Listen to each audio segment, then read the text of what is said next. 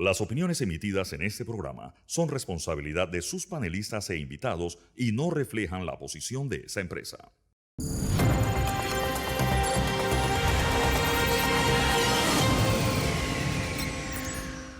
¿Qué tal, amigos? Bienvenidos a este radar de hoy, domingo 12 de octubre. A continuación, comparto los temas que en breves minutos vamos a abordar con nuestros invitados. Justicia y corrupción. En Panamá, más de 4.000 casos de corrupción se investigan, en su mayoría por peculado. Algunos llevan años en espera de juicio y, en el peor de los casos, millones de dólares que no han sido recuperados. La propuesta del procurador de promover una ley anticorrupción y otras herramientas para agilizar las investigaciones se mantienen en la Asamblea Nacional, sin que hasta el momento se den muestras de tenerlas en la lista de prioridad. Más aún cuando el propio presidente ha retirado momentáneamente el respaldo a esta iniciativa. Hoy vamos a analizar este tema. Pero por otra parte, hablaremos de los partidos políticos en crisis. Los partidos tradicionales pasan por crisis internas producidas por desgastes internos y crisis de liderazgos.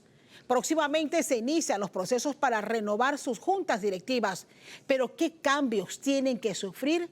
¿Hacia dónde deben redireccionar sus objetivos para no desaparecer? Líderes de 3 partidos históricos estarán con nosotros para conocer qué harán. Son parte de los temas que analizamos hoy en nuestro radar.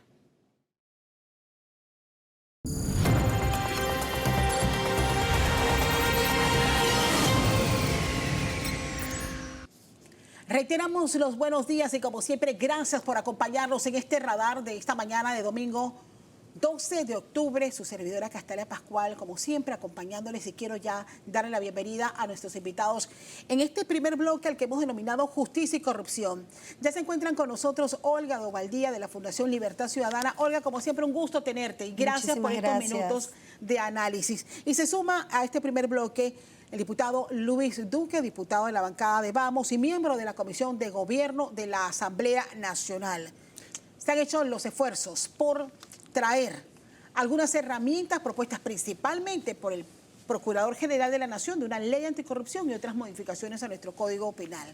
Pero no ha habido luces de que desde la Comisión eso sea prioridad.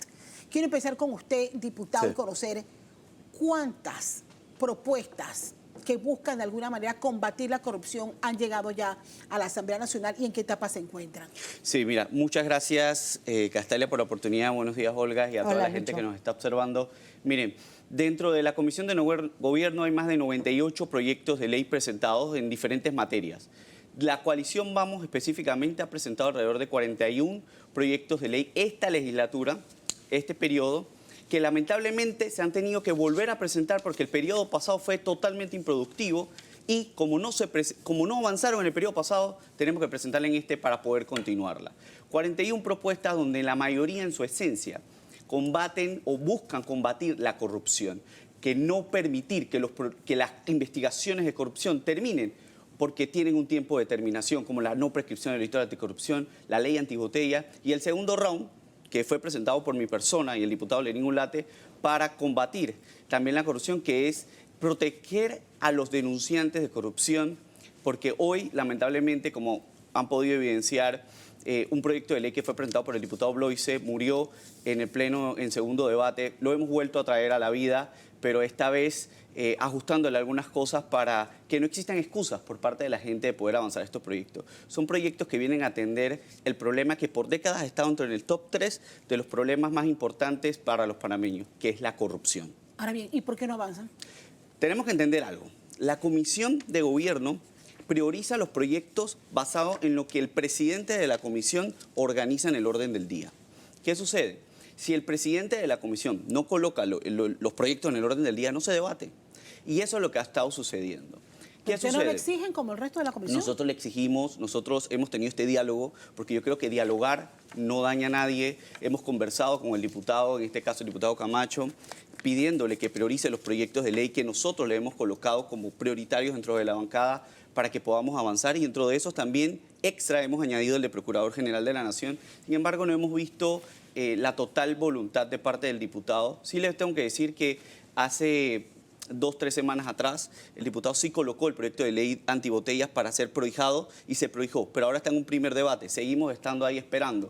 O sea, para que los proyectos de ley puedan avanzar, se necesita voluntad de parte del presidente. Y yo sé que hay otras bancadas que han estado buscando otro tipo de acciones para intentar de que se puedan debatir los proyectos de anticorrupción. Pero yo tengo esta frase y me quedo en esto. Sí. Todos los caminos conducen a Roma. Es decir, todos los caminos, a pesar de los esfuerzos que se realicen, van a llegar al presidente de la comisión y él es el que tiene que priorizar. ¿Y qué pasa si en ese camino escuchamos también la voz de un presidente que dice ese proyecto, refiriéndose al menos al del procurador, no me gusta? ¿Qué pasa, Olga? Creo que llegó la hora realmente de aplicar esa norma constitucional que muy bien analizó el doctor Rigoberto González en un artículo, en un análisis en el diario La Prensa esta semana, aplicando lo que la propia Constitución prevé como un bloqueo, ya sea política o falta de voluntad, en un tema que interese a la ciudadanía. No hay tema que le interese más a la ciudadanía, aparte de la seguridad social, que la corrupción, que es un tema que antes no punteaba y ahora vemos que está en todas partes. Entonces yo creo que llegó el momento, ante esa opinión, que bueno, el presidente tiene derecho a emitir una opinión como ciudadano, pero como presidente habría unas formas que guardar en la separación de poderes. Y es un tema, pienso yo, que delicado y probablemente tendrá 1000 formas de verse, pero la forma legal es que el presidente de la Asamblea llame a una comisión ad hoc específicamente para tratar temas de interés de la ciudadanía que no hayan sido adelantados por alguna comisión de la Asamblea, por las razones que fueran, porque la Constitución no establece las razones, establece que si hay bloqueo o no hay llamado a esta discusión, y creo que ese aporte muy pertinente del ex procurador de la Administración es muy válido y creo que por ahí habría que ir caminando. Ahora, la gran pregunta es, porque si lo vemos, ¿qué estamos perdiendo al no tener primero un marco real, efectivo de lucha contra la corrupción en todos los aspectos? ¿Qué estamos perdiendo? ¿Qué oportunidad estamos perdiendo en este momento? Que además tenemos todo este discurso que es muy contradictorio del gobierno, de que el país sea un país que sea sujeto de inversión extranjera, que elevemos nuestra imagen a nivel internacional. Nada de eso se puede sin democracia y sin institucionalidad. Entonces, realmente, ¿por qué necesitamos este marco jurídico? Porque se necesita fortalecer la justicia, la rendición de cuentas, reducir las zonas grises y los abusos discrecionales, poder reganar la confianza ciudadana, que es uno de los problemas más grandes de gobernabilidad que estamos teniendo y que está afectando al gobierno en todos los sentidos, cumplir con los estándares internacionales y los compromisos que estas mismas calificadoras nos piden que cumplamos y, por supuesto, proteger a quienes luchan contra la corrupción adentro y afuera. Entonces, la gran pregunta es, ¿quiere el gobierno central lograr esto o no? Pero aunque no lo quisiera, entonces está el órgano judicial que debe hacer un control, y por ello hablo de la Administración de Justicia, con sus 3 partes. Eso incluye la Administración de Justicia, la Procuraduría y también a la Asamblea. Entonces tenemos servido un conflicto que debe tener una solución práctica, legal, para poder avanzar el marco de lucha contra la corrupción. ¿Cuál es el ambiente en la Asamblea luego de esas propuestas, no solamente a través de la opinión del ex procurador de la Administración, sino también de un grupo de diputados que ha dicho se puede crear y la ley nos permite crear una comisión ad hoc si en caso tal, desde la Comisión de Gobierno no veamos el interés de retomar leyes que para el país serían importantes? Sí, mira, yo solamente quiero retomar algo que estabas conversando con Olga con respecto al tema del presidente, y mira la incongruencia. Cuando era la ley de la Caja del Seguro Social, él decía que él iba a presentar la ley y cuando nosotros le pedimos que la retirara para que la modificara porque había algunas correcciones, él decía, no, lo que pasa es que ya está en la Asamblea y es la Asamblea que la tiene que modificar. Cuando terminó la ley, dijo, la ley es perfectible, no es la que me gusta, pero hay que avanzarla. Sin embargo, ahora con los proyectos de anticorrupción dice, no me gusta, retírenlo, pero el proyecto ya está en la Asamblea. Somos nosotros los diputados que tenemos que discutirla. Hay una incongruencia en lo que está diciendo el presidente. Ahora bien, yo comparto lo que estaba diciendo Olga. Hay mecanismo, el ex procurador de la Administración, Rigoberto, ha establecido el uso del artículo 167 de la Constitución como una vía para la creación de una comisión ad hoc para que se pueda analizar y en este caso emitir conceptos para iniciar el debate. Lo dice el reglamento interno, para iniciar el debate. Entonces, ahí es cuando yo digo de que sí existen herramientas, pero todos los caminos conducen a Roma. Es decir, Al final, la comisión ad hoc va a emitir un concepto, va a emitir un análisis del proyecto de ley, pero va a llegar a la comisión Nuevamente. y al final va a quedar en manos del presidente de la comisión. En este caso, porque conste, tampoco lo explica el reglamento interno hacia qué debate va, primero, segundo, tercero, no indica, pero dice iniciar su debate, y el debate ahorita está en la comisión de ¿No es gobierno. más sencillo iniciar Quedaría en manos de él. Y no es más sencillo iniciar el debate, Olga, y aplicar? Si se le otorga más poderes al procurador al utilizar otras herramientas para robustecer las auditorías que hoy día demoran semanas, meses y años en la Contraloría, que es lo que ha causado el ruido, no es simplemente sentarnos a debatirlo y aplicar las modificaciones. Claramente. Lo que pasa, y agradezco la pregunta, Castalia, y vamos a regresar casi al mismo lugar en la premisa con que inicias la conversación. Y es que todo indica que esto es un juego político, no un juego técnico de verdad entregarle a país las herramientas que necesita para poder luchar contra la corrupción. Cuando vemos, y tú hablabas de 41 proyectos, yo tengo por acá contabilizados 42, vamos a ver cuál es el que no entró en tu conteo o está además en el mío. Pero en términos generales, estamos cerquísima, en términos generales, nosotros tenemos que revisar varias cosas. Están las dos leyes del procurador, que es la Ley General Anticorrupción, que tiene tiene una serie de normas, pero tiene tres aspectos principales. Uno, otorgar más capacidades y herramientas a los fiscales. También tiene temas de protección de denunciantes y tiene toda la parte que tiene que ver con cuáles son las auditorías, de dónde surgen, que puedan dar inicio y luego ser consideradas como pruebas en el juicio, cuando se llega al juicio, y ahí me gustaría hacer un comentario antes de terminar. Está la segunda parte o la segunda ley que él presenta, que tiene que ver con los términos de prescriptibilidad de los delitos contra el patrimonio nacional o el patrimonio público y los años de la pena que está relacionado. Ahí también quiero hacerte un comentario al final por una investigación que promovió Transparencia o Libertad Ciudadana y que pone en blanco y negro con datos qué ha pasado en los casos que sí llegan a la justicia, que son los menos.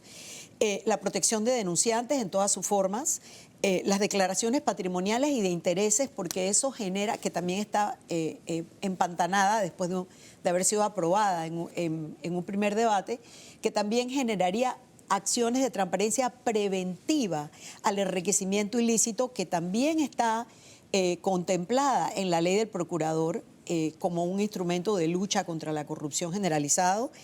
La reforma al reglamento interno de la Asamblea es una de las deudas más grandes que hay en la lucha contra la corrupción. Porque en ese reglamento, y nosotros lo hemos mapeado desde el Índice Latinoamericano de Transparencia Legislativa, ya en 3 índices a lo largo de 10 años de observación independiente, que ahí está la nuez dura de los procesos que generan corrupción en la Asamblea y también la ley de eliminación de botellas y regulación de dietas y bonos. Y una ley que ahora sale del Ejecutivo que van a presentar, que sería esencial, y es la ley de la carrera administrativa. La falta de la desprofesionalización del servicio público, que ha estado a la merced voraz y destructora del modelo clientelista de los partidos políticos, es una también de las nueces duras cada vez que tú ves cuadros y esquemas de corrupción que usualmente los vemos después que pasó. No los podemos prevenir. Exacto. Y cuando los vemos después que pasó, muy pocos llegan a la justicia a tener un juicio. Y cuando tienen un juicio, la investigación que publicamos en la prensa el lunes pasado bajo las becas Justicia Hoy nos dice con data que no se recupera lo robado, que robar por actos de corrupción en este país paga. Porque ponte que tienes un individuo que robó 12 millones, su multa fue 400,000, pagó 10 multas y se llevó los 11,600,000 para la casa. Eso no es justicia. Hay una data que nos indique a nosotros cuánto dinero hemos recuperado. Y quiero recapitular. Sí, está en la investigación de la fallos. ¿Cuánto dinero hemos recuperado? Mira, en esta investigación que se hizo bajo las becas Justicia Hoy de la Fundación Libertad Ciudadana en nuestro programa de observación de la justicia y apoyo al periodismo de investigación, que luego con una alianza con la prensa publicamos a la vez con Colón, la prensa y Libertad Ciudadana en el blog de nuestro observatorio, realizada por Sol Lauria, con edición de Ana Inés Cerrut, bajo nuestra beca. analizó las sentencias en casos de corrupción del 2019 a la fecha. No tengo el número exacto, pero es sobre 400. Estos son nada más los casos que llegaron a juicio, ¿ah? Esto es la puntita del iceberg, porque hay muchísimos casos que no llegan a juicio. Exacto. Estos son los que llegaron a juicio y tuvieron sentencia. Más de 400 millones de dólares en estos casos que llegaron a juicio y tuvieron sentencia, ya fuera por acuerdo de pena o por fallo de las cortes involucradas. Solo se recuperó una cuarta parte de ese dinero. Se recuperaron alrededor de 50 millones. No, bastante menos, perdón, es que yo no soy buena en matemáticas, pero yo no soy buena en matemáticas. Sí, se recuperaron sobre 50 millones que recuperó el Estado y en unos casos recuperaron los bancos que están involucrados, sobre más de 400 millones en todos estos fallos de todos estos casos que se pudieron monitorear, y estos son data. Pero, Esto pero al final se determina, porque yo quiero también... Y el resto no se recuperó, Castalia, no se recuperó. Es por el tiempo que demoran las investigaciones, por la falta de herramientas, por la falta de recursos en la Procuraduría, por los procesos tan tediosos de también depender de colaboraciones internacionales que no llegan a su debido tiempo para poder concluir los procesos y enjuiciarlos. Y yo deberé sumar, cuando nosotros escuchamos a las fiscales esta semana la semana pasada, señalar que tiene más de 4.000 casos de corrupción andando, en su mayoría peculados. Entonces, Dios mío, ¿cuándo terminamos este proceso? O sea, y quiero que sepas que hay una diferenciación muy grande. En la investigación vimos un caso de una funcionaria del Seguro Social cuyo peculado era menos de $1.000 en efectivo. Y esa persona tuvo pena de cárcel, retribución de todo lo que se robó y una multa. Imagínate. Pero cuando tenemos casos de 14 millones, 15 millones, 20 millones, donde no se recupera, esa es la verdadera lesión para el Estado. diputado. Sí, mire, brevemente, ya descubrí cuál es el proyecto de ley que me hacía falta, el de reglamento interno. Ahí está, porque estábamos hablando de comisión de gobierno. Falta ok. reglamento interno. Dale. Ahí completamos la lista. Ahora bien, ¿qué es lo que sucede con esto? El cuello de botella tanto en la comisión de gobierno como también en la comisión de credenciales. Definitivamente hay algo ahí que hay que arreglar. Pero siguiendo el tema de los datos y los números de esa interesante investigación que realizaron tanto Libertad Ciudadana como el resto de los participantes, aquí hay una información que yo les traigo que me gustaría compartirle. Porque no es que nos faltan recursos, nos sobran ladrones. Y aquí le voy a mencionar por qué.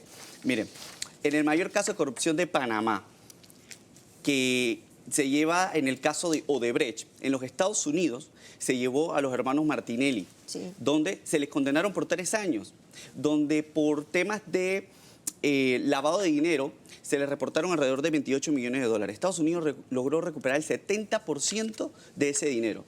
Sin embargo, aquí en Panamá, el mismo caso aún sigue a la espera, son más de alrededor de 42 millones de dólares. ¿Sabes cuánto se ha recuperado? 0. Entonces, esa es la incongruencia. Nosotros necesitamos fortalecer tanto el sistema de justicia como también la parte económica y también la parte social en los proyectos de ley, con los proyectos de ley anticorrupción para poderlos blindar, para que los corruptos no vean la corrupción o no vean el dinero del pueblo como un negocio y que realmente puedan pagar en la cárcel y que puedan devolver lo robado, porque ahí es donde está el tema. Y todo esto va en la casa donde se realizan las normas, que es la Asamblea Nacional. Si nosotros no arreglamos el reglamento interno, lamentablemente vamos a tener muchas reglas que van a quedar desfasadas y no van a permitir que este tipo de proyectos avancen como se esperan avanzar. Entonces, ahí es donde yo digo que no solamente se necesita cambiar el reglamento interno, también hay que cambiar a los malos diputados dentro de la Asamblea. Pero ahora bien, pero si el reglamento, yo quiero entender las reglas del juego, porque si nosotros tenemos, son 9 diputados los que conforman la comisión. Sí, está son 9 clarito. diputados. Si 8 diputados están de acuerdo en empezar a revisar las propuestas, pero el presidente en turno no le interesa, o sea, no hay nada en las reglas del juego que indique, señor, usted tiene que seguir lo que dice la mayoría de los miembros de la comisión. Eso sí. ¿Dónde queda la representatividad Eso sí, aquí? eso sí se puede hacer. Eso se llama alterar el orden del día. Una vez el presidente establece un orden del día, nosotros podemos alterarlo y con el voto de la mayoría de los diputados pudiésemos conseguirlo. Yo solamente puedo asegurar el voto de la bancada Vamos, que somos los 3 diputados que estamos ahí, y también el voto del diputado Pérez Barboni, que yo estoy 100% seguro que va a apoyar estas medidas. Sin embargo, el resto de los votos que nosotros hemos estado en conversación... ¿Qué dice el resto de los partidos? Es un poco complicado. Es un poco complicado porque yo creo que es ir en contra de las cosas que a ellos los han permanecido en el poder por tantos años. Entonces, es muy difícil, pero yo espero que exista la voluntad. Nosotros todavía falta para que se acabe este periodo, vamos a comenzar a accionar de esa forma para ver en qué momento podemos lograr esos votos esenciales y por lo menos alterarlo y que comience la discusión de ese proyecto, que es la vía que yo veo que nosotros podemos tener. Desde la ciudadanía, ¿qué se puede hacer para cambiar ese orden, Olga? Creo que aquí siempre llegamos a un lugar importante, que es las elecciones. Y esa visión del viejo político panameño que funciona con la mentalidad clientelar, que cree que el voto que recibe en las elecciones es un cheque en blanco. Y no hay un entendimiento de que en una democracia contemporánea, que solo puede entenderse como una democracia participativa, es necesario poder hacer ese trabajo de representación de la ciudadanía cabalmente. De hecho, creo que es importante volver a repetirlo, los diputados de la Asamblea Nacional, la Constitución le da 3 trabajos. El primero, de representación de su electorado. El segundo, de hacer leyes. Pero el tercero, de ser ente de control y supervisión de los otros cuerpos del Estado, de los otros poderes, es tan importante porque es un ejercicio de representación de la ciudadanía. Cada vez que vemos los diputados que hacen la flexión de su músculo político, como hace el presidente de la Comisión de Gobierno, y vienen momentos muy importantes para el país en la Comisión de Credenciales, porque vienen 2 nombramientos para la Corte Suprema de Justicia. Entonces, ¿qué pasa con el RORI? El RORI refleja esa debilidad institucional que tenemos en el país, que tiene una estructura muy piramidal. Quien esté en la cabeza tiene el control de todo lo que pasa para abajo, incluyendo el presidente de la Asamblea. Presidente de la Asamblea Nacional, y lo hemos visto, lo vimos los 5 años anteriores y en los 3 ciclos anteriores, es un puesto en el cual hasta el último nombramiento del último gestor deportivo que va a ganar $400 en un pueblo del interior, que nunca va a poner un pie en la Asamblea, y ese es el dinero discrecional que es un desangramiento a chorros de los recursos públicos a través de la Asamblea, lleva la firma del presidente. Ahora bien. Entonces, lo que podemos hacer es seguir, perdón, Clastalia, Sí. me extendí, lo que podemos es seguir tratando de incidir, seguir teniendo la voz, seguir exigiéndole a los diputados que hagan esa representación ciudadana, porque la ciudadanía sí quiere ver una lucha efectiva contra la corrupción. Y esa lucha no se puede dar sin un marco comprensivo. Y lo que mostró realmente esa investigación sobre los casos donde sí hubo fallo es que hay una doble impunidad, porque no recuperar todo lo robado es robarle a la ciudadanía. Cuando nos quedamos en pensar que los casos de corrupción son el dinero, el que no pagó la cárcel, estamos pensando que la corrupción es un crimen sin víctimas. Pero las víctimas somos todos, porque un peculado de $50 millones era un oncológico, porque era un hospital pediátrico, porque era el hospital Niconasolano, porque son las escuelas que no tienen techo y no tienen piso. Sí. Tenemos que entender que las víctimas somos todos. Ahora bien, ¿qué podemos esperar para las próximas semanas? ¿Habría alguna posibilidad, diputado? Y bueno, y hay que ir a otro punto que bien usted plantea. Hay cosas que si las reglas fueran distintas se podrían hacer a partir de este momento, pero para ello hay que modificar el reglamento interno también de la Asamblea Nacional. ¿Y eso cómo marcha en la otra comisión? Miren, actualmente la Comisión de Credenciales está en discusión de lo que es el reglamento interno. Están esperando, según la última información que me brindó los comisionados de esta comisión, están esperando poder recibir las modificaciones de todas las bancadas para poder avanzar. Yo soy de la teoría de que eso son prácticas dilatorias. Yo, diputado Duque, estuve en la Comisión de Credenciales en el periodo pasado, terminé de revisar las modificaciones al reglamento interno, entregué un informe que ya estaba listo para iniciar el debate. Sin embargo, apenas iniciamos este periodo, de nuevo entramos a una revisión que ha sido muy eterna. Ha tomado más del tiempo que yo tomé para revisar el reglamento interno y todavía ni avanzan. Entonces, yo creo que las prácticas dilatorias ya tienen que acabar. Yo espero que en las próximas semanas ya podamos entrar dentro de ese debate. Pero sí quiero dejar algo en claro, y creo que va en parte a lo que el análisis que estaba realizando Olga. Miren, no es el carro, es el chofer. Necesitamos tener el mejor carro, pero también necesitamos tener a los mejores choferes. Y por eso necesitamos tener el mejor reglamento interno, pero también necesitamos tener a los mejores diputados dentro de la Asamblea para que este país comience a cambiar, sobre todo en temas de corrupción, para que los corruptos paguen en la cárcel y que también devuelvan lo robado. Porque como bien mencionaba Olga, hay un tema importante, por lo menos yo tengo en San Miguelito, gente que hoy, en la madrugada, se tienen que parar 1 hora a buscar agua, o gente que no tiene agua, o también tenemos gente en los hospitales esperando insumos para que los doctores puedan atenderlo, porque no se puede realizar la operación porque hacen falta máquinas, porque los hospitales se les están dañando los diferentes ascensores y tienen que irse por la calle, que lamentablemente tuvimos el fallecimiento de un panameño por causa de esto. Esto es la culpa de la corrupción. Y cuando no entendamos eso, y cuando comencemos a comprender eso, mejor dicho, vamos a entender por qué la importancia que le ponemos, sobre todo en esta bancada, Independiente Vamos, en la lucha contra la corrupción. Ahora bien, Olga, yo no puedo dejar por fuera lo que ha ocurrido también esta semana que ha generado tanta controversia y quisiera conocer la opinión de ambos. Hablemos de la potestad que tiene el Contralor en ordenar secuestro de bienes. No la tiene. Constitucionalmente hablando, realmente es un sinsentido.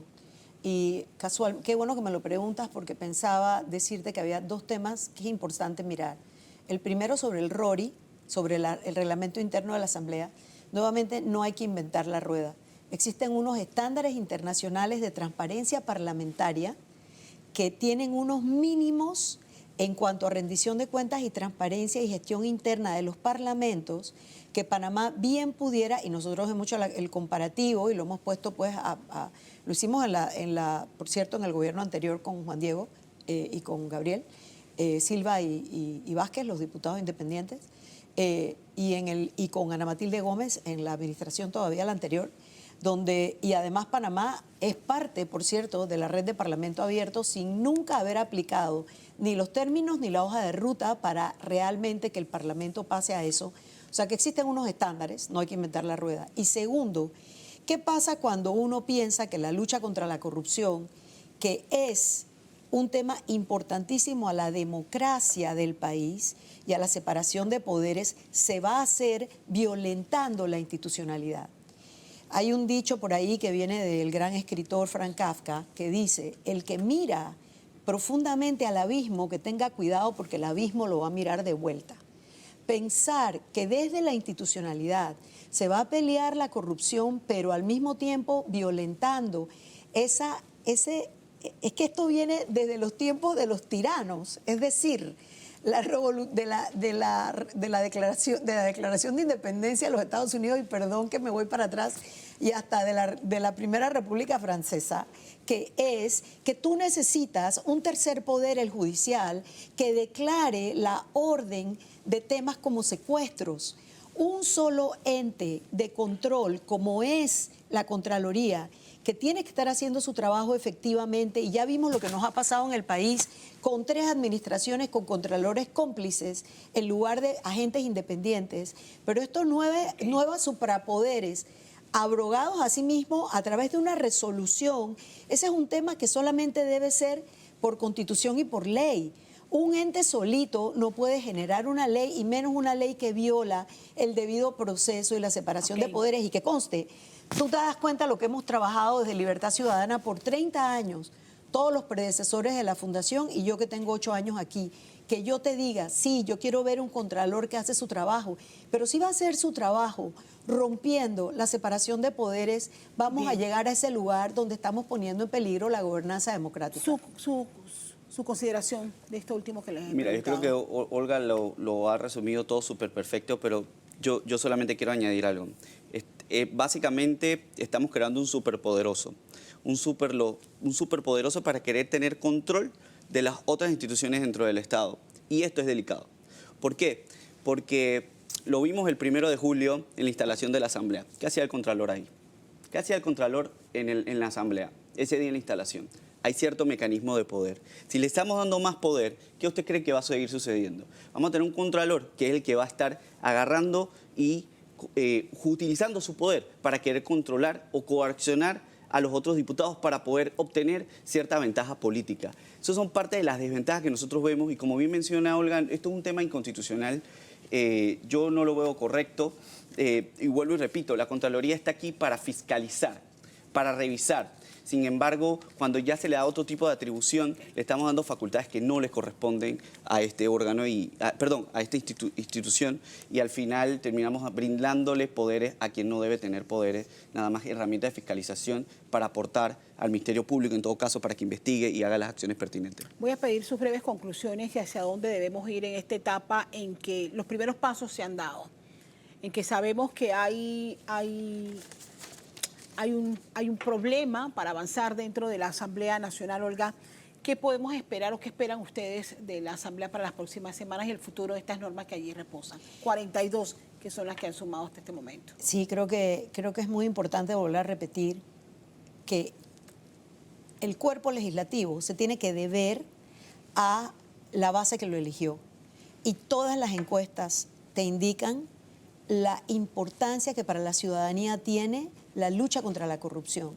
Adicionalmente, tenemos que entender que la corrupción no es un crimen sin víctimas. Somos víctimas todos cuando el Estado no tiene los recursos para poder brindar esos servicios que la población más necesitada es la que necesita recibirlos. Así que yo diría que, y para ello, estar aliado con los medios de comunicación que puedan hacer un trabajo independiente, que también es un tema importantísimo, poder salvaguardar el espacio cívico, es decir, todas las libertades fundamentales que el país, que los ciudadanos necesitan, entonces nos va a dar una democracia funcional. Yo esta mañana estuve me ha tocado la fibra del corazón ver algunos de los videos del otorgamiento del premio Nobel a María Corina Machado en Venezuela, el premio Nobel de la Paz. Y la Comisión Nobel establece una frase que me pareció realmente indispensable, y es que la democracia es una precondición para la paz en las sociedades. Entonces yo le diría a nuestros diputados que están bloqueando todo el cuadro que necesitamos de esas normativas que necesitamos para luchar contra la corrupción efectivamente, que piensen en la paz social, que piensen en lo que ya en este año 25 pasó en este país por 4 meses, que piensen en su deber de representatividad, y también que desde la sociedad civil no vamos a parar, vamos a insistir, vamos a persistir y nunca vamos a desistir de pedir lo que necesitamos en el país en la lucha contra la corrupción. Sus conclusiones, diputado. Sí, miren, yo les tengo que hablar directamente. Este diputado que está aquí nunca se va a cansar de seguir peleando para que las leyes anticorrupción avancen. Yo creo que necesitamos es seguir insistiendo. El que se cansa pierde, y aquí tienen este diputado que no se va a cansar. Y una bancada independiente, vamos, que entró a esto para luchar contra la corrupción, y vamos a seguir firmes. Yo sí le quiero pedir al diputado Luis Eduardo Camacho que por favor tome en consideración la importancia, lo que está pidiendo el pueblo, que es debatir estos proyectos de ley anticorrupción, sobre todo el de procurador, para que vayamos avanzando y que de una vez por todas le pongamos fin a los corruptos y que puedan pagar en la cárcel y por fin recuperar lo robado, para poder atender los problemas más básicos que tiene este país, que es la educación, la salud y también la parte del agua. Quiero agradecerles a ambos, Olga, diputado Duque, por estar con nosotros esta mañana en este radar, donde nos ha hablado de un tema que va a seguir el análisis, que va a seguir generando los debates necesarios, porque al final yo creo que todos los panameños somos conscientes de que la casa hay que ordenarla y hay mucho trabajo por hacer. Justicia y corrupción ha sido este primer bloque. Más adelante, aquí en Radar, vamos a conversar con líderes de 3 partidos, del partido PRD, del partido Cambio Democrático y del partido panameñista. Vamos a hablar de crisis en los partidos políticos y cuál va a ser el futuro de cara a esa renovación y relevo generacional dentro de estos colectivos. Así que usted siga con nosotros aquí en Radar.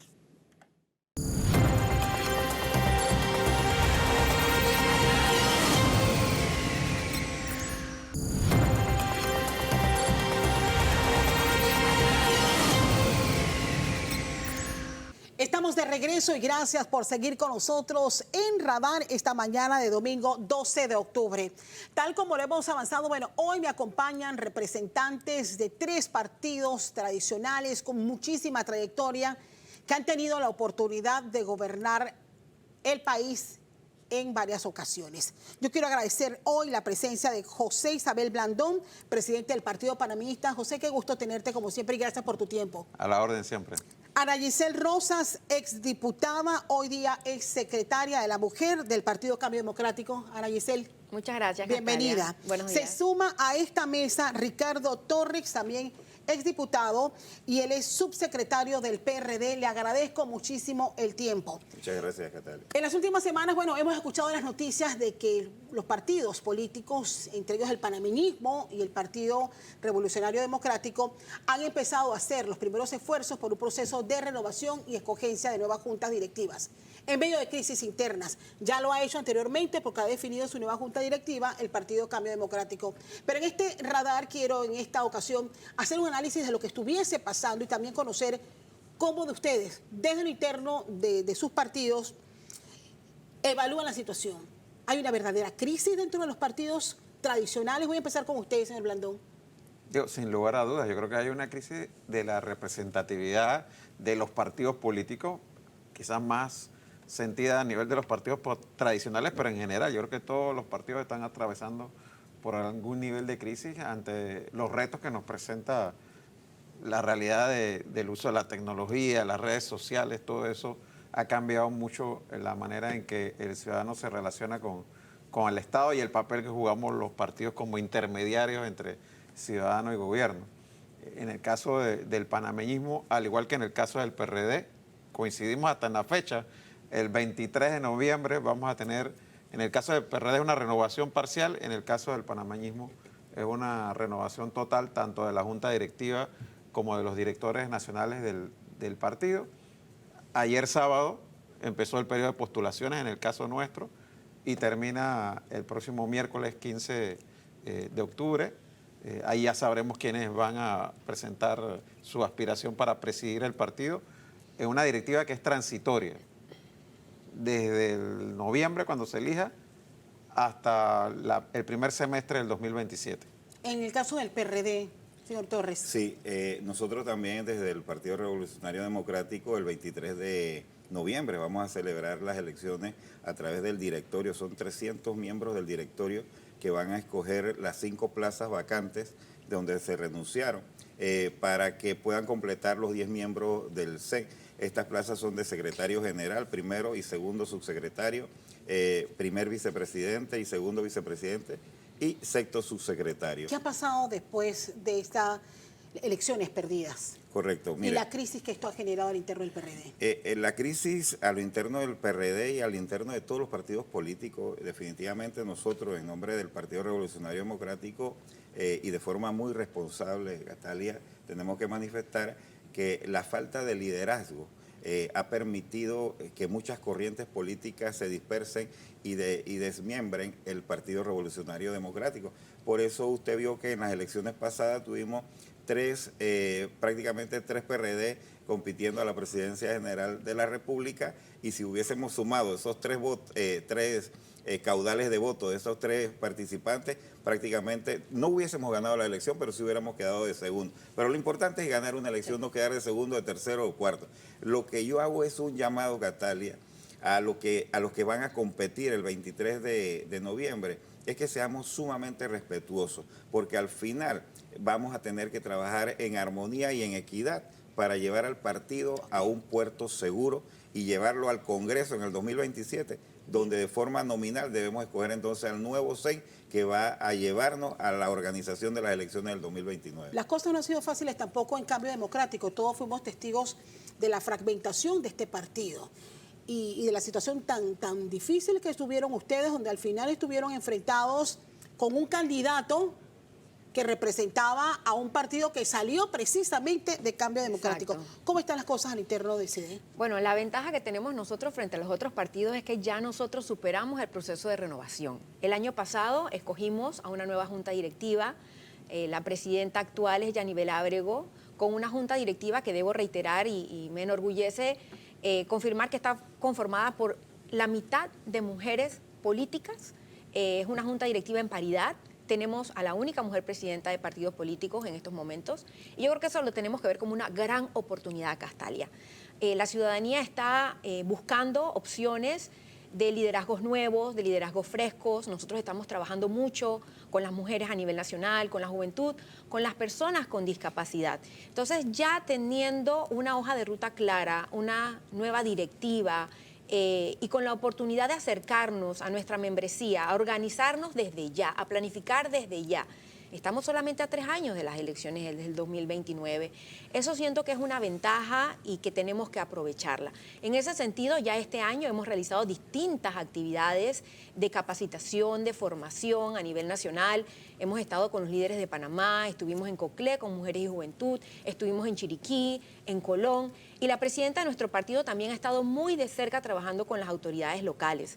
Estuvo en Los Santos la semana pasada, el próximo fin de semana va a estar en Antón. Entonces sí hay una dinámica activa, proactiva, precisamente de mantener una membresía conectada con nuestra junta directiva y, por supuesto, conectados con las aspiraciones que tiene la ciudadanía. Bien.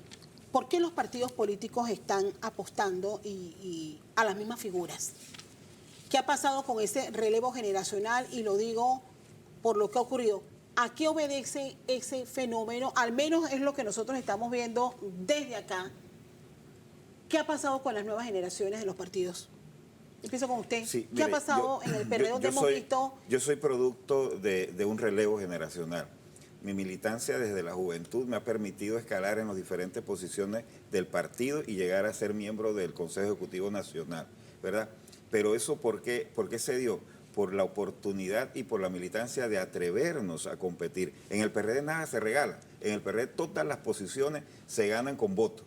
Y el que tiene los votos es el que va a ganar. Entonces, yo hago un llamado a la juventud de nuestro partido a que se atreva a competir, a que haga una militancia a nivel nacional, pero una militancia en beneficio de esos valores torrijistas que fortalecen al Partido Revolucionario Democrático, y también hago un llamado a aquellas personas que ya han tenido una militancia comprobada dentro de nuestro partido, que le puedan dar esa oportunidad al relevo generacional. Pero vuelvo, no es quitarse para que alguien llegue, es tener los méritos suficientes para llegar a dirigir un partido de más de 550,000 adherentes, que no es cosa pequeña, y es algo muy importante porque la juventud, y yo recuerdo esa juventud del PRD hace 10, 15, 20 años, que militábamos a nivel nacional, que íbamos a Coclé, que íbamos a todas las partes sin un centavo. Pero Castalia. ¿dónde están ellos en este momento?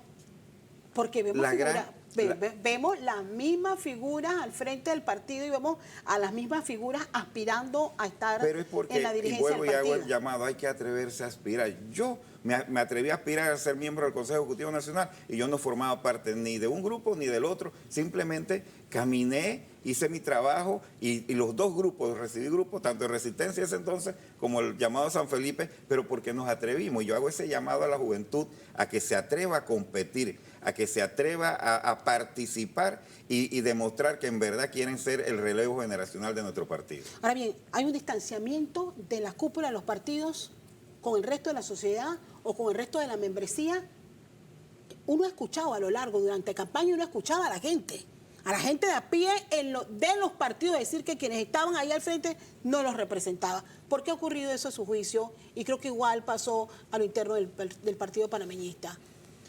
Bueno, primero decirte que en el caso del panameñismo ya sabremos el próximo miércoles quiénes van a aspirar, pero casi seguro que se va a presentar, por un lado, digamos, con el respaldo de la señora Mireya Moscoso, Carlos Raúl Piat, y por el otro lado, el actual presidente de la Asamblea, Jorge Herrera.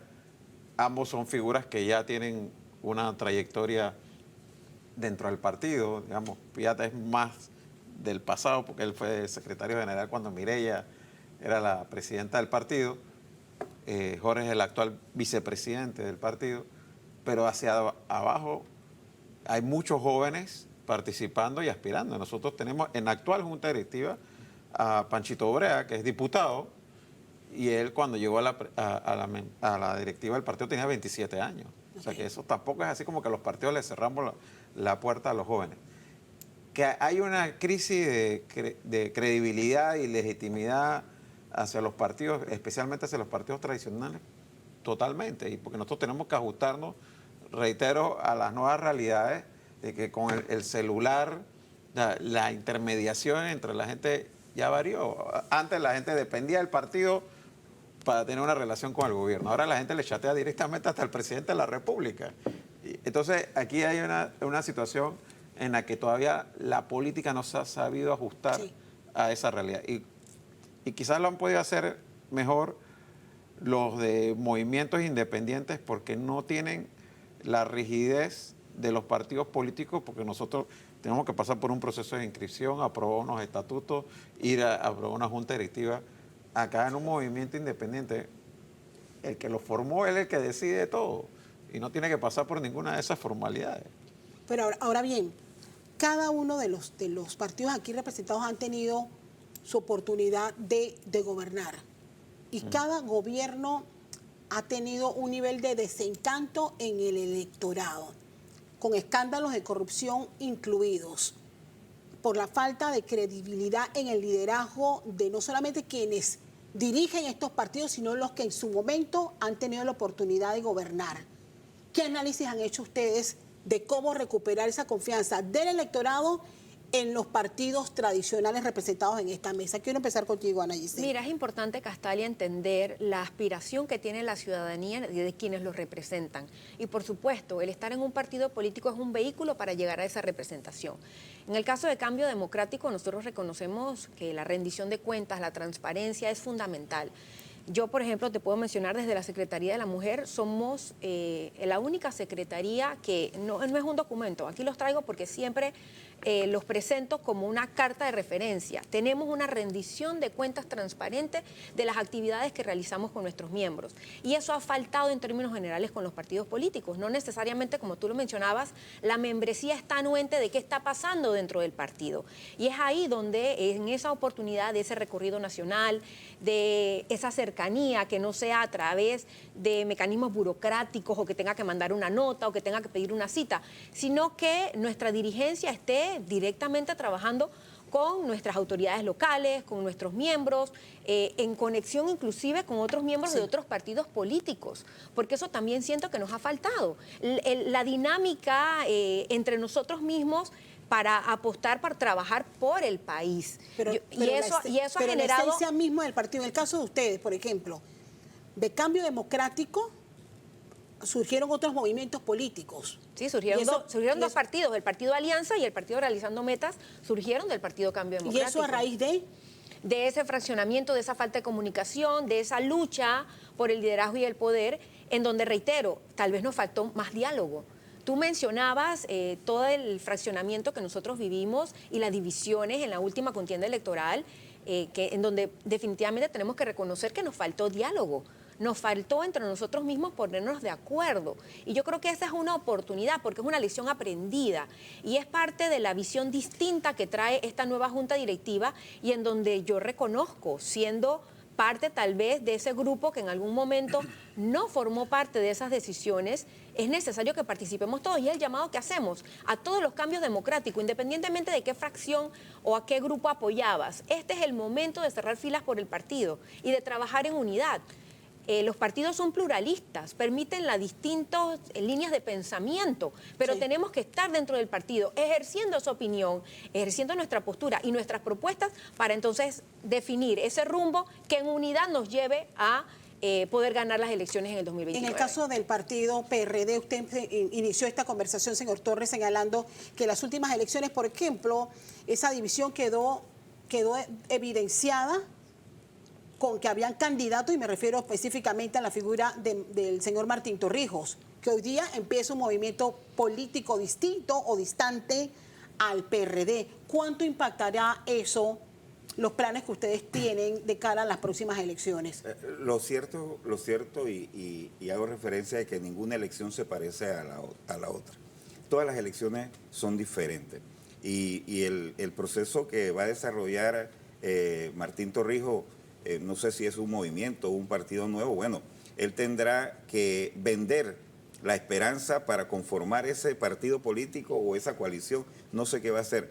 Pero lo cierto es que nosotros dentro del PRD primero, para poder salir, tenemos que arreglar nuestra casa, ¿verdad? Y con la escogencia de completar el nuevo CEN el 23 de noviembre, nosotros tenemos que empezar a trabajar en pro de los más de 580.000 inscritos que tiene el Partido Revolucionario, organizarnos en cada corregimiento, en cada comunidad, en cada distrito, en cada provincia, para entonces, organizados, empezar a recorrer el país vendiendo la esperanza de ese torrijismo dentro del PRD. Y de eso se trata, o sea, arreglar nuestra casa para salir con la frente en alto y en unificar el partido, porque se ha demostrado que las veces que el PRD está unificado, gana las elecciones. Eso que se dice por ahí, que los últimos presidentes han gobernado con sus amigos, no así con su partido, ¿es cierto o es falso? ¿Y cuánto daño ha causado a los partidos en sí? Bueno, yo creo que en buena parte es cierto, especialmente con este presidente el que tenemos ahora mismo. Pero fíjate, yo quiero sostener aquí una idea que para mí es fundamental. Una democracia fuerte, sólida, funcional, requiere de partidos fuertes y de una ciudadanía dispuesta a ejercer sus derechos, que conozca sus derechos y ejercerlos. El problema que nosotros tenemos en Panamá ahora mismo es que no tenemos partidos fuertes. Muchos de los ciudadanos no son conscientes de su poder, de sus deberes y de sus derechos. Y tenemos un régimen constitucional que se quedó atrás también, que tiene que cambiar. Entonces yo estoy totalmente de acuerdo con la iniciativa que abandera el doctor Miguel Antonio Bernal de que es necesario hacer un cambio constitucional. No sé si la coyuntura actual, con el desgaste que tiene el gobierno, lo va a permitir, pero sí creo que en algún momento tenemos que darnos una nueva constitución y diseñar un nuevo modelo de Estado, porque el que tenemos hoy en día, con las diputaciones circuitales, con una asamblea cercenada, con un ejecutivo con más poderes de los que debiera tener, no está funcionando. Y genera mucha la frustración que la gente tiene. Yo quiero continuar en este tema de gobernanza. O sea, y yo insisto, lo que ha percibido el panameño es que no necesariamente el presidente que abanderan y que votan representando a un partido específico, cuando gobierna de la mano de ese partido que lo abanderó. ¿Eso cuánto impacto puede tener en la confianza que habitualmente tenemos? Porque al panameño le gusta la política, acude a votar, se inscribe en los partidos políticos, pero pareciera que eso no está ocurriendo en esta ocasión. O no sé si ya hemos perdido la confianza. Sí, yo siento y pongo el ejemplo del periodo pasado, donde los nombramientos no se manejaban en los ministerios, en las instituciones, sino había un grupo que era el encargado de esos nombramientos, el cual nosotros no estábamos de acuerdo con eso, porque manejan el gobierno con sus amigos y se olvidan de las personas que militaron, que buscaron los votos, que aguantaron lluvia, sol, hambre, para poder que toda la oferta electoral llegara al triunfo. Entonces, yo hago un llamado, o sea, y nosotros dentro del partido PRD tenemos que capacitar a nuestros electores y electorados para que cuando ganen elecciones puedan trabajar en armonía con quienes forman parte de nuestro partido político y quienes no forman parte de un partido en poder. Y hay otro fenómeno. Los partidos políticos están siendo evaluados por sus diputados en la asamblea. Si un diputado es corrupto, si un diputado no sirve para nada en la asamblea, la gente no evalúa solamente al diputado, evalúa al partido. Entonces, ¿qué hacemos con eso? Bueno, tiene que haber una comunicación estrecha entre los miembros de los partidos y las bancadas. Como bien lo mencionabas, la Asamblea es un órgano político y a veces se inclina más hacia el ejercicio de la parte política, la dinámica política. Son absorbidos los diputados por la parte política que por los mismos proyectos y los resultados. Entonces yo creo que ahí es importante entender que los diputados que están en la Asamblea representan la bandera del partido y es lo primero que deben tener en cuenta. Pero lamentablemente cada vez se pierde más esa dinámica de que los diputados rindan cuentas frente a sus decisiones ante el partido y en muchas ocasiones inclusive las dirigencias de los partidos les dan carta abierta para que en las votaciones se manejen o hasta se fraccionen. Y yo creo que ha sido parte de la problemática que hemos visto en términos generales en la Asamblea, en donde las bancadas pierden poder cuando se fraccionan. Lo vimos en la reciente elección de la Junta Directiva de la Asamblea. En el caso de Cambio Democrático, unos diputados votaron por una propuesta y otros diputados votaron por otra. La realidad es que al día de hoy el primer vicepresidente de la Asamblea es Cambio Democrático. Yo creo que eso es importante. El presidente de la Comisión de Presupuesto es Cambio Democrático y eso es importante. Pero de ahí que en estas representaciones deben entender que no solamente se representan a ellos mismos o a sus circuitos, sino que representan el partido. Y ahí tiene que haber una dinámica estrecha entre la junta directiva del partido y la bancada, precisamente para que esos proyectos reflejen esa cercanía, ese caminar con la ciudadanía y esos proyectos y resultados que los ciudadanos están esperando. En este sentido, señor Blandón, bueno, hoy día el partido panameñista preside la Asamblea Nacional. Así es. Mira, para que tú puedas tener una bancada de diputados que se comunique mejor con su partido y que haya congruencia entre la posición del partido y la posición de la bancada, tienes que fortalecer en los mecanismos de postulación de elección a los partidos. ¿Cómo funciona en otros países donde sí hay esa comunicación? Listas cerradas y el partido es el que postula. Pero nosotros, ¿qué quiere el ciudadano? Que demanda eso. Mira, las bancadas van por un lado y los partidos por el otro. Sí, señor. Dice, no, que se elija individualmente, que sea voto selectivo. Bueno, entre más voto selectivo, más individualismo es. Porque el diputado dice, yo salí por mí, yo no salí por el partido. Entonces, que la gente se decida que quieren partidos fuertes o diputados que actúen por su propia cuenta, sin tener que rendirle cuenta a ningún partido, supuestamente solamente rendirle cuenta a la ciudadanía. La gente tiene que tomar una decisión y es una discusión muy profunda que hay que hacer aquí, porque en la reforma electoral, el Tribunal Electoral va a proponer voto selectivo y lo que ellos llaman voto selectivo cruzado. O sea, que la gente puede votar por varios partidos al mismo tiempo. Entonces, todavía más fortaleces ese sentimiento en el diputado de que él está ahí por él y no por el colectivo y que él no responde a un colectivo. Entonces, después le reclamas al colectivo, ¿por qué tú no pones orden en tu bancada? Porque es que el mismo sistema hace que no sea así. Pregúntale a Lombana, yo conversé el otro día con él, tenía una bancada de 3 y no le hacían caso. Y entonces era de los que decía antes, no, mira, Blandón, presidente del panameñismo, y él está hablando de oposición y su bancada no hace posición. Es que eso es lo que pasa por el sistema. ¿Por qué se ha perdido esa conexión? Es que en realidad, mira, yo del partido, de la yo línea del tuve partido 15 años en asamblea como diputado del bancada. Partido Panameñista y a mí nunca la de junta directiva del partido me dijo, esta es la línea de esto o de lo otro. ¿Por qué? Porque te lo reitero, con el sistema que nosotros tenemos, con el voto selectivo, los diputados dicen, yo salgo por mí. ¿Pero qué hacemos yo no salgo por el partido. Pero ¿qué hacemos? Sí, y me quedo con y eso. ahí tú ves diputados que saltan de un partido al otro, de derecha a izquierda, no de centro. nada. ¿Por qué? Y siguen saliendo. ¿Por Por eso insisto, en Panamá evaluamos a los partidos políticos dependiendo del comportamiento, actividad y ejecución de los diputados y la Asamblea es el órgano de Estado con menos credibilidad. Ahí estamos esperando que reformen el reglamento interno, que se ponga orden en las planillas. Aquí todo el mundo sabe qué diputados de qué partido tiene más planillas y más nombramientos. Y no necesariamente es porque es el partido más poderoso. Pero mira, yo te lo voy a decir como alguien que estuvo allí. Que estuvo en la Asamblea. Los órganos legislativos en todos los países del mundo son los más cuestionados siempre porque son también, al mismo tiempo, los que más abiertos al escrutinio público están. La gente sabe si un diputado habla, si no habla, si se duerme en el pleno o no. Ojalá televisaran los consejos de gabinete para que tú vieras cuántos de los ministros están viendo un celular o hablando otra pendejada y no están pendientes de lo que se está discutiendo en el consejo de gabinete. O sea, ojalá los televisaran, ojalá la gente supiera. La gente critica, no, que un diputado tiene un carro porque lo exoneran. Sí, no está bien, hay que revisarlo, pero los ministros tienen un carro que no lo pagan y lo usan todo el tiempo. ¿Me explico? Varios carros. Sí, y 24/7, no es durante hay horas una de serie de oficina. cosas que la Asamblea siempre está más sujeta al escrutinio público y es lo normal, pero ojalá no tuviéramos lo que pasa en un pleno de la Corte o en un consejo de gabinete. Pero somos conscientes del desgaste. Usted mencionó algo, señor Torres, yo quiero retomarlo. En su exposición usted se refería finalmente al clientelismo.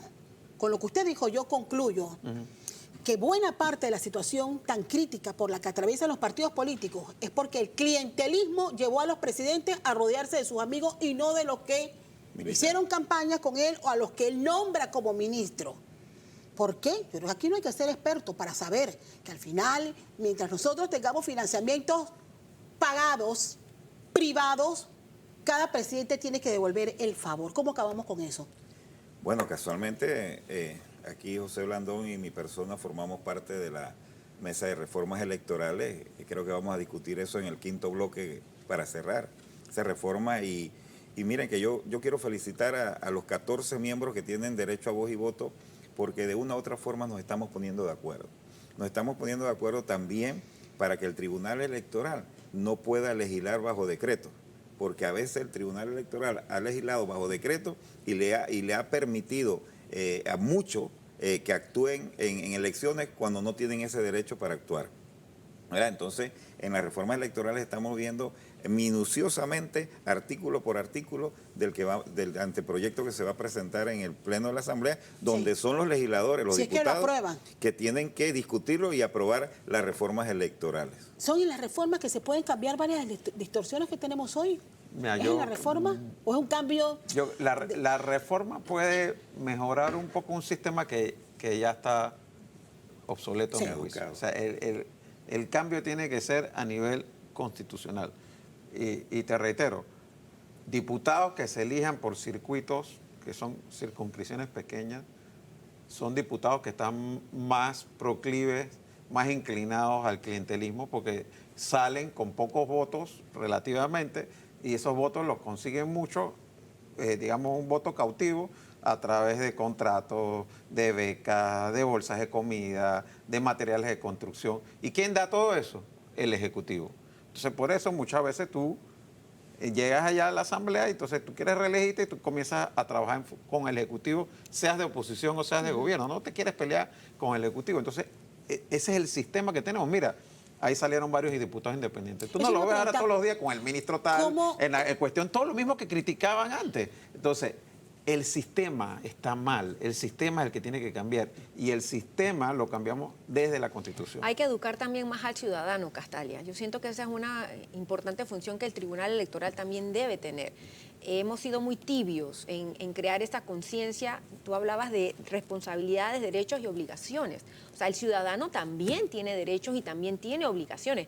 Lamentablemente aspiramos a que cuando elegimos esa persona va a resolver todos los problemas del país o todos los problemas de mi circunscripción en un periodo de chasqueo de dedos. Y ahí lo estamos viendo con la situación ahora del tema de la revocatoria de mandato, que yo creo que también genera inclusive más zozobra.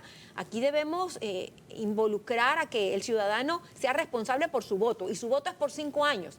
No que ya al año, entonces yo no estoy de acuerdo, ya no me cayó bien, ya yo fui y le pedí una bolsa de comida, una lista de materiales y no me los dio, entonces ahora yo firmo para que le hagan la revocatoria de mandato. Esto es lo que está pasando. Sí. Entonces eso genera todavía más distorsión y le estamos dando entonces a la ciudadanía esa poca responsabilidad de que ejerza un voto informado, un voto consciente y un voto que me va a llevar a tener una autoridad por los 5 años que lo elegí. ¿Cómo ven ustedes las figuras de libre postulación? Y no solamente me refiero a quienes llegaron a la Asamblea a través de este mecanismo, sino a los que pudieran llegar a la presidencia de la República también.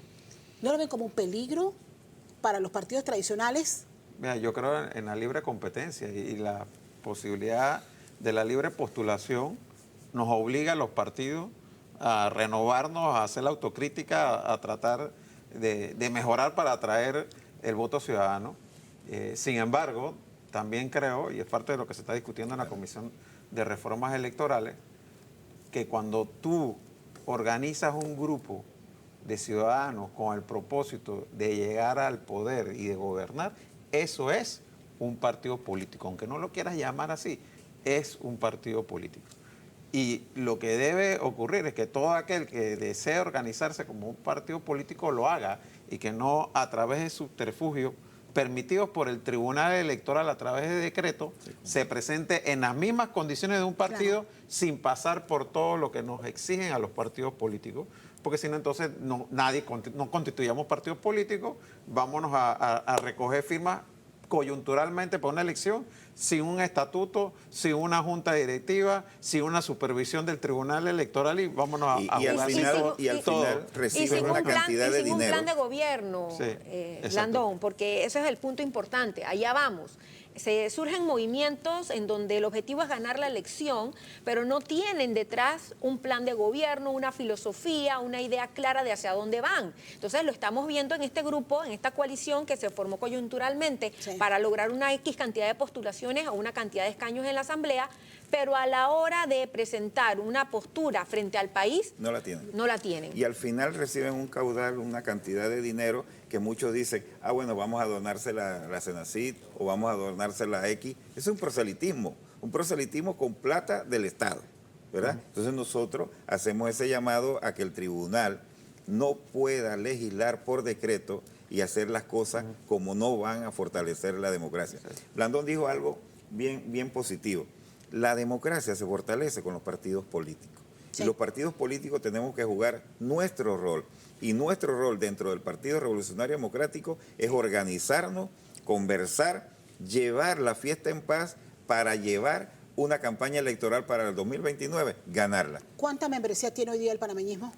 221.000. El Cambio Democrático 262.000. Somos el tercer partido en cantidad de adherentes. y el partido PRD. 584.000. O sea, hay un caudal importante de miembros dentro de partidos políticos. Castalia, en la elección pasada, el 95% de los votantes votó por partidos políticos para presidente de la República. Correcto. O sea, eso de que los partidos estamos muertos, no. No. Que los dos partidos más votados fueron partidos nuevos, RM pero es y que- Moca. pero es Eso que- es cierto.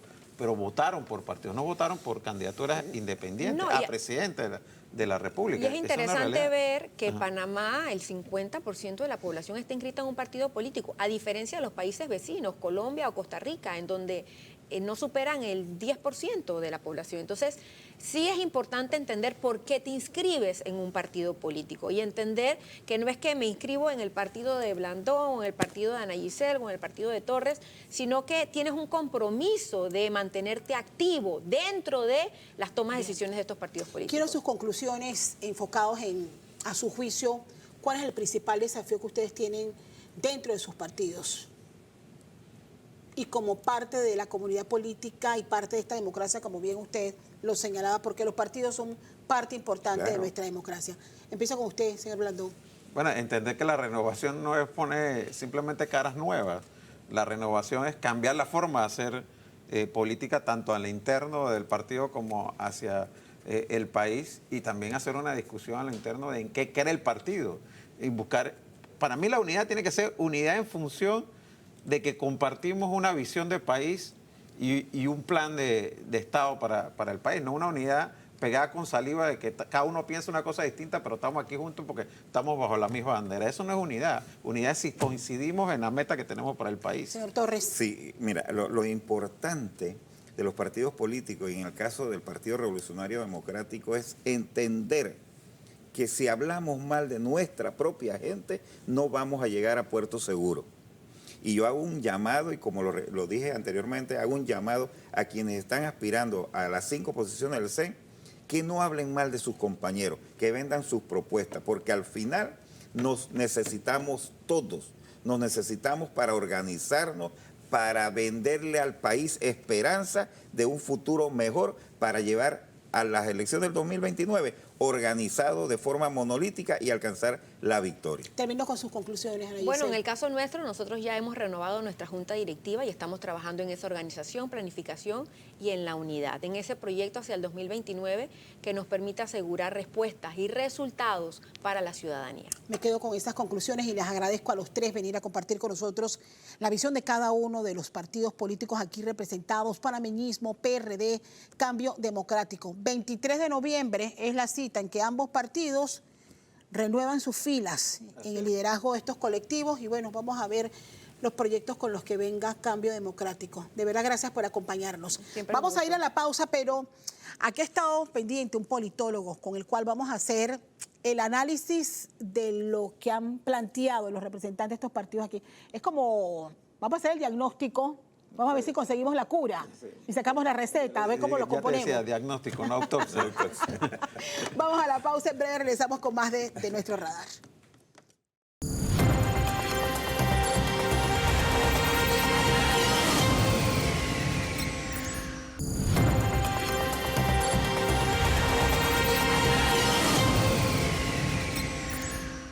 estamos de regreso. Bueno, tal como lo habíamos avanzado, hemos escuchado en este bloque el análisis de los representantes de partidos tradicionales como el PRD, Cambio Democrático, y el Partido Panameñista.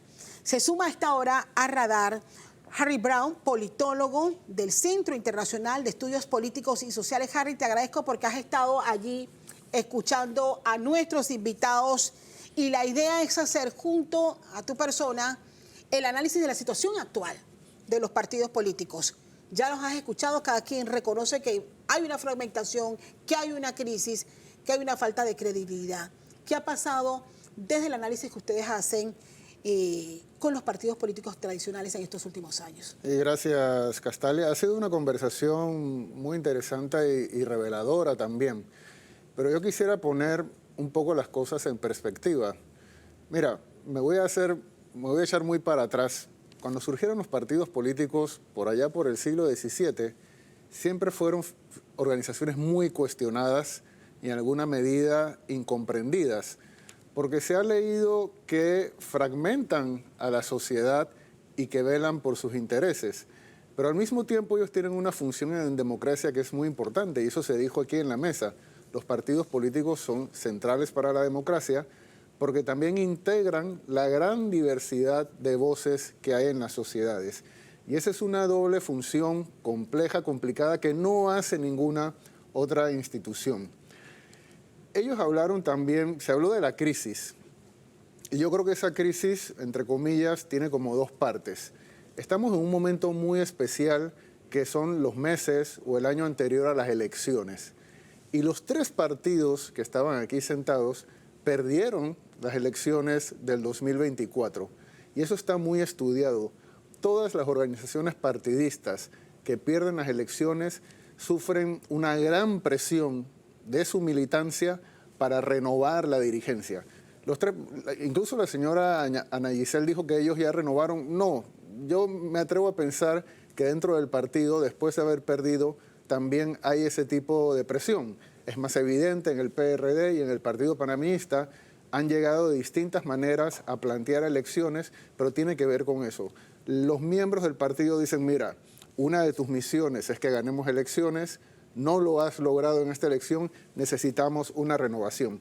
Pero al mismo tiempo hay un problema estructural que también se describió en la mesa, que es las nuevas maneras de hacer política, Exacto. las nuevas maneras de relacionarse con el Estado, en el cual las redes sociales son importantes, en el cual las aspiraciones de las personas también son mucho más complejas a como las teníamos antes. Pero no hay que engañarse. No solamente es un asunto que viene con la modernidad y las redes sociales. Hay problemas antiguos que no han sido resueltos en la sociedad panameña y han pasado desde la transición. 35 años y ya la población le comienza a decir a los partidos políticos, ojo, que estamos sufriendo.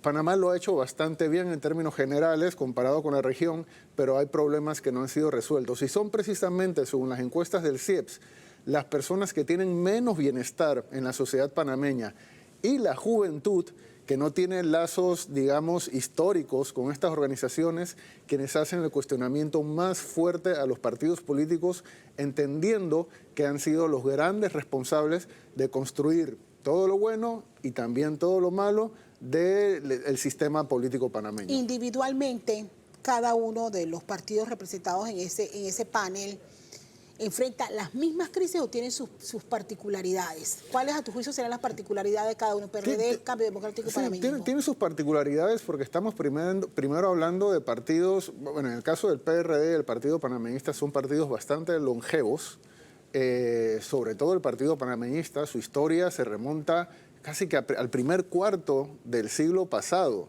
Es uno de los partidos más antiguos de toda América Central junto a los dos partidos históricos hondureños.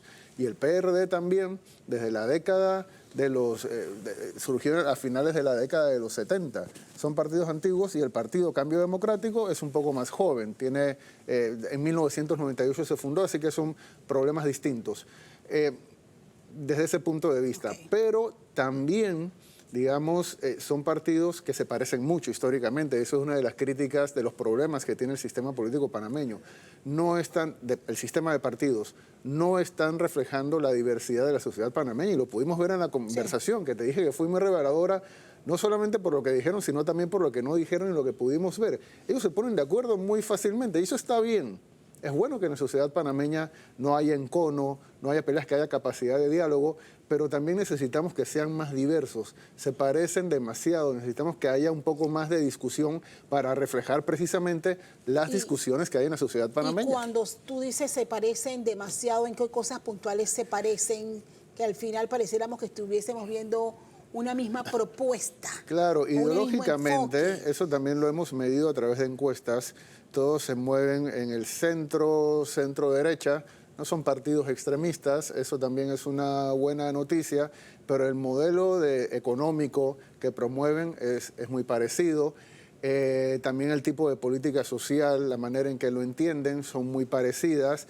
Y lo que está haciendo falta, y yo tengo aquí como una lista de cuáles serían digamos, el recetario, si algo sí se podría plantear, digo una primera parte de un primer aspecto de ese recetario. Nuestros partidos políticos y la sociedad panameña en general, ellos no se mueven en el vacío, también reflejan en muy buena medida la sociedad panameña, aunque tienen que ser vanguardia. Sí. Nuestros partidos políticos han perdido la capacidad de reforma. Estamos sometidos todos, incluidos los partidos de manera importante, en la autocomplacencia. Nosotros durante la década de los 90, a mediados de la década de los 90 y la segunda mitad de esa década, tuvimos un periodo reformista muy fuerte cuando recibimos el canal, cuando reformamos de manera importante el código electoral, cuando reformamos la economía, y eso lo hemos perdido. Y los partidos políticos tienen que ser la punta de lanza de esas discusiones diversas y también la capacidad de reformarse a ellos mismos y a la sociedad panameña. Lo mencionaba el señor Blandón, que están conscientes de que los cambios se tienen que dar más allá de la figura que ellos escojan quién los va a dirigir a lo interno del partido. ¿Qué cosas puntuales tienen que cambiar los partidos? Sí, mira, lo primero, hay que aceptar que hay nuevos actores y dar entrada. Aquí el presidente del partido panameñista, José Blandón, nos dijo, mira, aceptamos que hay independientes, aceptamos la diversidad, hay una plenitud de la oferta electoral, pero están teniendo dificultades para acomodarse en el sistema de competencia. Y aceptar eso implica, como he dicho, la capacidad de reforma. Y tienen que hacerlo ahora. Hay una actitud muy natural, muy humana, que es el de protegerse, ya que tienes la posibilidad de hacer reformas en la Asamblea Legislativa. Pero hubo un anuncio del 2024. La sociedad panameña está dispuesta a rebasarlos. Y posiblemente la próxima reforma, yo no veo el futuro, es un escenario posible, posiblemente la próxima reforma va a ser sin ellos. O sea que es mejor que lo hagan en este momento, porque la sociedad panameña ha dicho que basta en diversas ocasiones. Hay que democratizarse internamente, ¿no? Es cierto que las cosas se ganan en las elecciones, pero uno lo puede ver, las dificultades que tiene el tema de las mujeres en la política es como lo más evidente de cómo las mujeres, la juventud, nuevos sectores no entran de manera equitativa a competir con los actores clásicos dentro de los partidos. Hay que reflejar la diversidad de la sociedad, ya lo dije. Tienen que reforzar también sus ideas. Hemos estado utilizando el dinero de manera intensiva para hacer política, tanto dinero privado como dinero público de manera exagerada. Y eso no nos ha permitido, ha aplastado la posibilidad de que los partidos políticos hagan campaña y apelen a la población a través de las ideas. Eso lo necesitamos. Tiene que haber rendición de cuentas. La gente cuando pide, ¿qué esperan de un político? Lo he escuchado durante los últimos 20 años haciendo estudios. La gente quiere honestidad y rendición de cuentas es importante. Y lo otro que también se espera de los partidos políticos es formación. No solamente que formen a sus miembros, que muchas veces no lo están haciendo, sino que también con los recursos públicos que tienen, también puedan formar políticamente a toda la sociedad. La sociedad panameña es una sociedad que le interesa la política, aunque le genera malos sentimientos, pero que no tiene criterios, digamos, suficientes para entender la política que les rodea. ¿Ha perdido los panameños el interés en formar parte de partidos políticos? ¿Cuánto ha variado eso o se mantiene igual? Aquí se mencionó, y eso es una cifra muy sabida, que alrededor del 50% de la población panameña pertenece a partidos políticos. Yo creo que hay todavía capacidad en los partidos políticos de identificarse históricamente con algunos segmentos de la población, pero esa cantidad de miembros de partidos políticos, 50% de los adultos, es una distorsión.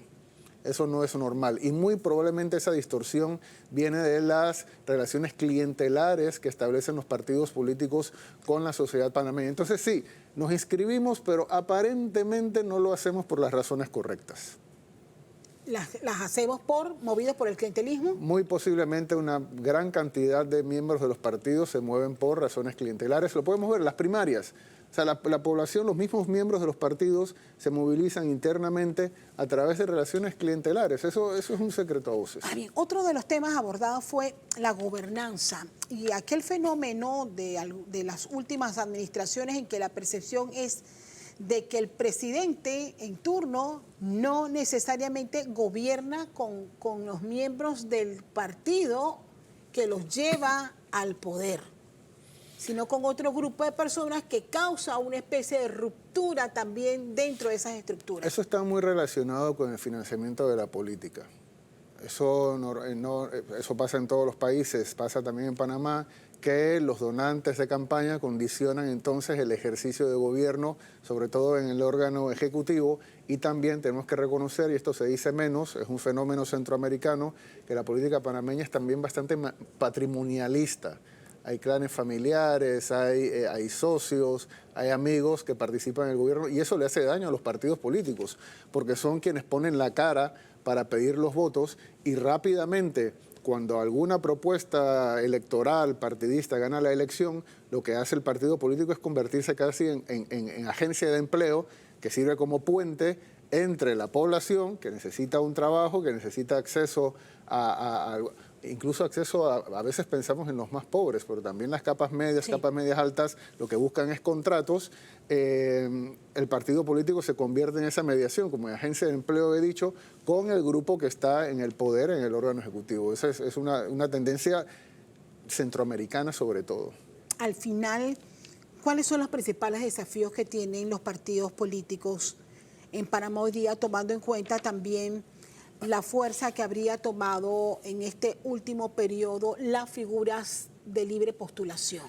¿Es un peligro realmente las figuras de libre postulación o de qué va a depender? Mira, un peligro para los partidos tradicionales. Para los partidos. Mira, hay que entender cómo se llegó a la libre postulación en Panamá.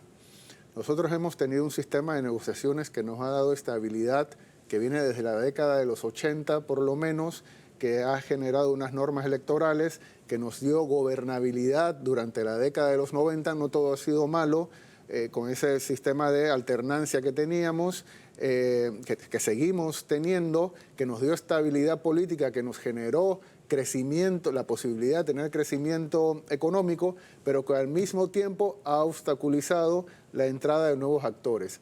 Y la forma que es lo que hemos estado diagnosticando desde la mesa anterior, y la forma que ha encontrado la sociedad panameña de romper con ese anquilosamiento del sistema de partidos panameño ha sido la libre postulación. Y claro, eso ha sido, digamos, entre comillas, la solución, pero al mismo tiempo es un problema, porque la libre postulación por definición personaliza la política, impide la rendición de cuentas, porque es una cuestión individual, las organizaciones no son permanentes, y por lo tanto yo diría que ese es el principal riesgo, no tanto para los partidos, esa es una llamada de atención para los partidos, pero el riesgo para toda la política de los partidos y que la libre postulación no soluciona es la personalización de la política panameña. Lo que necesitamos es crear organizaciones, fortalecer organizaciones que, como dije, rindan cuentas, que tengan ideas, que sean transparentes, que estén abiertas al cambio y que tengan capacidad de reforma. Y este es el mensaje para toda la sociedad panameña, no solamente para los partidos. Tenemos que ser capaces de reformar porque hay una buena parte de la población panameña que está muy enojada porque se ve que las cosas no se mueven. ¿Hay relevo dentro de los colectivos, a tu juicio? Yo esperaría que sí. Yo esperaría que sí. Hay mucha gente dentro de los partidos. A veces aquí en Panamá tenemos el mito de que el país es pequeño y que por eso siempre salen los mismos. No es verdad. Hay otra gente. Sí la hay en los gremios, la hay en la sociedad civil y también la hay en los partidos políticos. Ahí es donde tenemos que democratizar las oportunidades. Yo te haría una pregunta. Si a usted le dicen algún día, Harry, si se aventura a postularse a un puesto de elección? ¿Usted lo haría? No lo sé, yo lo he pensado. Esa es una responsabilidad. Es porque si a mí me preguntan, sí. Castalia, ¿usted nunca le han ofrecido? Yo digo que sí, pero siempre he dicho que no. Sí. Y le hago la pregunta a mi invitado porque al final hay que ir a otro punto de este tema. O sea, hablar de ser político es hablar de corrupto, de corrupción, que te vas a meter en una camisa once varas, que no es que vas a trabajar en el bien del país, sino que vas a quedar metido en un problema, subiendo y bajando escaleras en los tribunales. Entonces, esa percepción que tenemos de los partidos que están hechos para hacer trampa y para hacer negocios, también ha distorsionado y ha hecho que mucha gente buena en este país no se atreva. Pero yo creo, a ver, te contesto la pregunta. Mira cuánto te costó, lo contesto por los. Yo creo que responderlo. todos tenemos que estar dispuestos a hacer ese servicio cuando llegue el momento. Pero mira, el elefante en la habitación son los candidatos de libre postulación, se habló en la mesa anterior, y la coalición Vamos. Y yo creo, entendiendo que en los partidos políticos también hay gente honesta, la propuesta de ellos ha sido precisamente la honestidad, y yo creo que y se puede señalar a personas que han salido de sus ámbitos de estudios, de su actividad privada, de las organizaciones de la sociedad civil, y que han entrado a la política. Hay que hacerlo. Y creo que la sociedad panameña, por ahora a través de la libre postulación, pero seguramente también debe ser posible a través de los partidos políticos, están entrando personas que están sacrificando su comodidad para poder renovar la política panameña. La renovación es clave, Castalia. Estamos en un punto de inflexión en el que la reforma y la renovación de los liderazgos es clave. No hay que barrer tampoco con los liderazgos históricos, ¿ah? Eso no se trata de eso, porque en esa barrería también aparecen los monstruos muchas veces. Pero yo creo que hay que abrir esas posibilidades a una juventud, que lo hemos medido con nuestras encuestas, una juventud panameña que está muy politizada e interesada por los asuntos públicos. Hay que abrir. ¿Ve usted el resurgimiento de nuevos partidos políticos para las próximas elecciones? Mira, es difícil inscribir partidos políticos en Panamá, Castalia, ¿no? Y yo creo que está bien porque se les pide que tengan una presencia nacional, y también sabemos que es muy caro, y la sociedad panameña está buscando impetuosamente nuevas posibilidades de participación y de representación.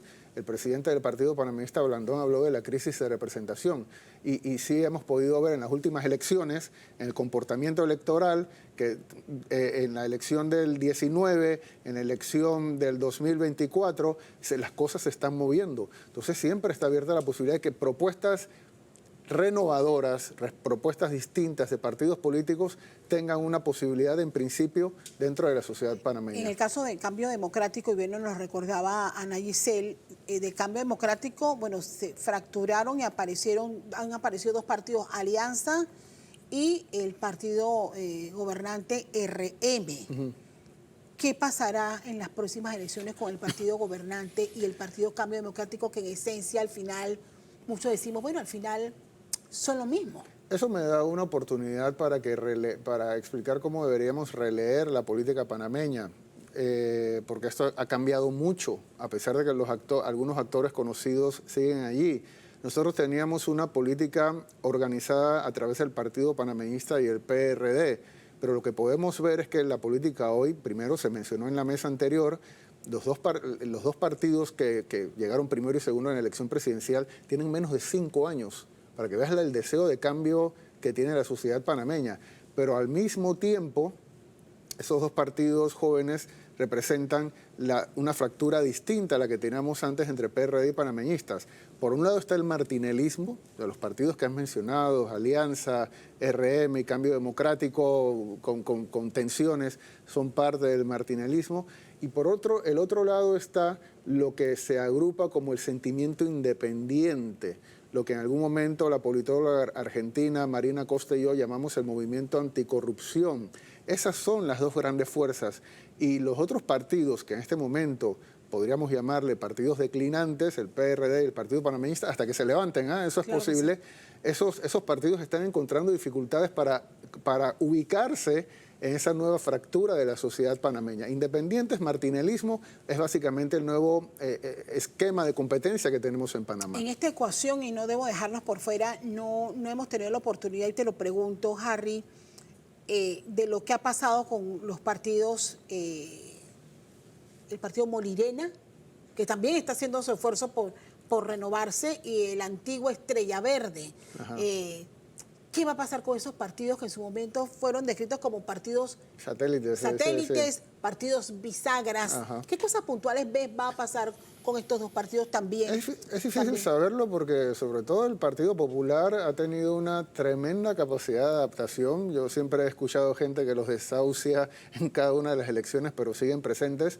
Yo creo que hay que reconocer que organizaciones como esas, aunque están venidas a menos, muy venidas a menos, y que tenían un papel más importante en el esquema de competencia anterior, en el sistema de alianzas, que sobre todo había del lado civilista, que era el otro bloque, son organizaciones que algo representan en la sociedad panameña. Y ojalá entiendan que su nuevo lugar tiene que responder a reflejar lo que he dicho, la diversidad de la sociedad panameña. Ya no van a ser posiblemente partidos importantes, siempre van a ser partidos que van a estar sujetos a las alianzas con partidos más importantes, pero su apuesta debería ser precisamente la de darle espacio a nuevos actores y reflejar la diversidad de la sociedad panameña. Esta sociedad no es tan homogénea como hemos creído. Esta sociedad está dando golpes muy fuertes a la puerta porque quiere ser distinta. Claro. Y los partidos políticos tienen que estar a la cabeza de esa posibilidad. Y en estos tiempos de polarización de nuestros enfoques, nuestros puntos de vista, ¿ves resurgir algún partido con línea de izquierda dentro de los movimientos obreros y sociales que han estado en los últimos meses golpeados, porque hay que decirlo de esa manera, con algunas medidas que se han adoptado en esta administración? Sí, mira, la política panameña siempre ha tendido hacia el centro. Los partidos, las fuerzas de izquierda que hay en el país, aunque en Panamá suenan extrañas, realmente cuando uno estudia sus planes de gobierno son bastante de centro izquierda, se parecen un poco más en alguna medida, no tanto en su retórica, pero sí en sus propuestas a las socialdemocracias europeas, y una de las anomalías que tiene la política panameña es precisamente que no haya partidos de izquierda. En toda América Latina lo hay, también en Europa. Solamente Paraguay y Panamá son países que no tienen expresiones de izquierda, y eso es necesario porque tenemos que tener una discusión sobre cómo vamos a organizar el Estado panameño. Y tenemos que abrir un poco la caja, no a los extremismos, ni de izquierdas ni de derecha, pero sí a la diversidad ideológica. La diversidad ideológica es democracia. Tenemos que poder convivir, y el gran reto que tiene el sistema de diálogos de la sociedad panameña es precisamente que entren al diálogo los disidentes.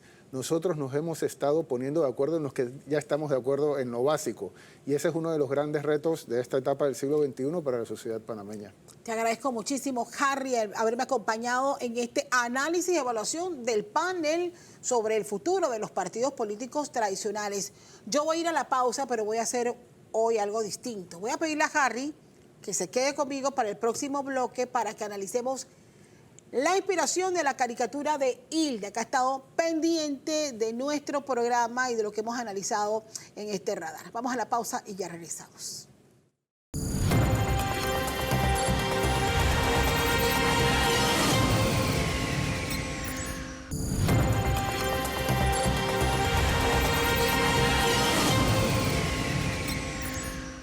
Estamos de regreso, bueno, y le he pedido a nuestro invitado, Harry Brown, que se quede conmigo para compartirles la caricatura que nos ha enviado Hilde Sucre, que ha estado pendiente, como siempre, de nuestro programa, y esto es lo que se ha inspirado, Harry. Mira, ¿sabes qué me dice la caricatura? Que, bueno, primero que es impresionante la capacidad que tienen los caricaturistas de resumir la realidad. El diagnóstico está hecho.